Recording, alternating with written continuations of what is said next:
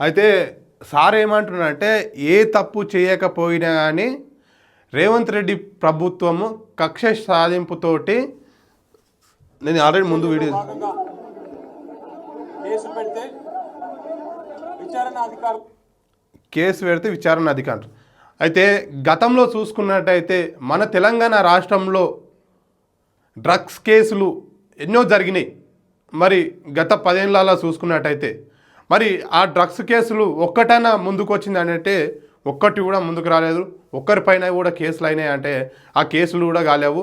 మరి cinema industry పైన వాళ్ళ దగ్గర నుండి ఎన్ని కోట్లలో రాబట్టిన ఈయన కేటీఆర్ ఈరోజు నేను తప్పు చేశానని మాట్లాడారు. మరి గతంలో కేసులు అయినాయి కదా హీరోయిన్ల పైన కూడా, మరి వాటిని మరి ఒక్కటి కూడా వెలుగులోకి రావట్లేవు. మరి వాటి సంగతి ఏమైంది అనేది